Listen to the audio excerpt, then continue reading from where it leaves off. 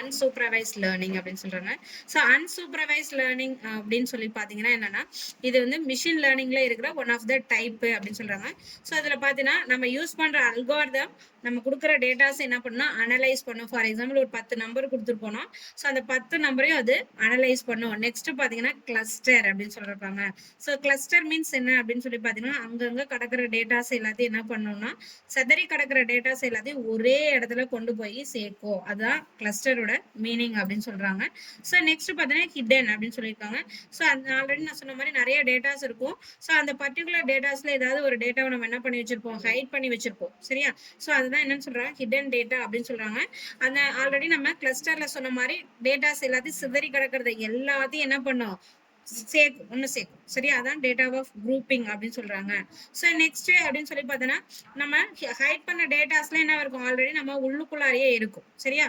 So அதுதான் height பண்ண datas and inside from the given data அப்படின்னு சொல்லி நமக்கு ஹைட் பண்ணாலுமே அந்த டேட்டாஸ் என்னவா இருக்கும், உள்ளுக்குள்ளார இருக்கும் அப்படின்னு சொல்றாங்க. ஸோ நம்ம அடுத்து பார்த்தீங்கன்னா நம்ம ஒரு டேட்டா இருக்குன்னா அந்த டேட்டாவை நம்மளால என்ன பண்ண டைரக்டா நம்மளால அக்சஸ் பண்ண முடியாது. சரியா? ஸோ அதுதான் என்னன்னா அன்சூப்பர்வைஸ்டு லேர்னிங்ல இருக்க மிகப்பெரிய பிரச்சனையே அப்படின்னு சொல்றாங்க. ஆனா பட் நம்ம என்ன பண்ணோம், நம்ம என்ன இன்புட் டேட்டா கொடுக்குறோமோ அந்த இன்புட் டேட்டாவுக்கு கரெக்டான அவுட்புட் வந்து நம்மள வந்து சேர்ந்துரும் அப்படின்னு சொல்றாங்க. ஸோ நெக்ஸ்ட் பாத்தீங்கன்னா அன்சூப்பர்வைஸ் லேர்னிங்ல 2 டைப் இருக்கு. ஒன்னு வந்து கிளஸ்டரிங், இன்னொன்னு வந்து பாத்தீங்கன்னா அசோசியேஷன் அப்படின்னு சொல்றாங்க. ஸோ ஃபர்ஸ்ட் பாத்தீங்கன்னா கிளஸ்டரிங் அப்படின்னு சொல்றாங்க. ஸோ கிளஸ்டரிங்னா நான் ஆல்ரெடி சொல்லிட்டேன் உங்களுக்கு, குரூப்பிங் ஆஃப் ஆப்ஜெக்டிவ் அப்படின்னு சொல்றாங்க. ஸோ ஒரு 10 டேட்டா அங்கங்க கிடக்குன்னா எல்லா டேட்டாஸையும் என்ன பண்ணும், ஒரே இடத்துல சேர்க்கும். அதுதான் என்னன்னா கிளஸ்டரிங்கோட மெயின் வேலையே அப்படின்னு சொல்லியிருக்காங்க. அங்க பாத்தீங்கன்னா group has a number of similarities அப்படின்னு சொல்லுங்க. எவ்வளோ நம்பர் ஆஃப் டேட்டாஸ் இருந்தாலும் அவ்வளோ நம்பர் ஆஃப் டேட்டாஸ் இது என்ன பண்ணும், சேர்க்கும். ஸோ இதான் என்னன்னா கிளஸ்டரோட மெயின் ஒர்க் அப்படின்னு சொல்றாங்க. ஸோ நெக்ஸ்ட் பாத்தீங்கன்னா என்னன்னா அசோசியேஷன் அப்படின்னு சொல்றாங்க. ஸோ இந்த அசோசியேஷன் பாத்தீங்கன்னா அன்சூப்பர்வைஸ் லேர்னிங்கோட மிகப்பெரிய வேலை அப்படின்னு சொல்றாங்க.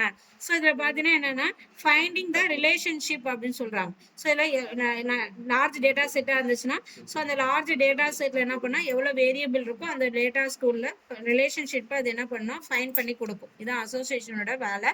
பட் அடுத்து பார்த்தீங்கன்னா அன்சூப்பர்வைஸ் லேர்னிங் அல்காரிதத்தில் பார்த்தீங்கன்னா ஒரு 10 டைப் ஆஃப் அல்காரிதம் யூஸ் பண்ணுறாங்க. இதெல்லாம் என்னென்ன அல்காரிதம் பார்த்தீங்கன்னா ஃபர்ஸ்ட் ஒன் வந்து கே மீன்ஸ் கிளஸ்டரிங்.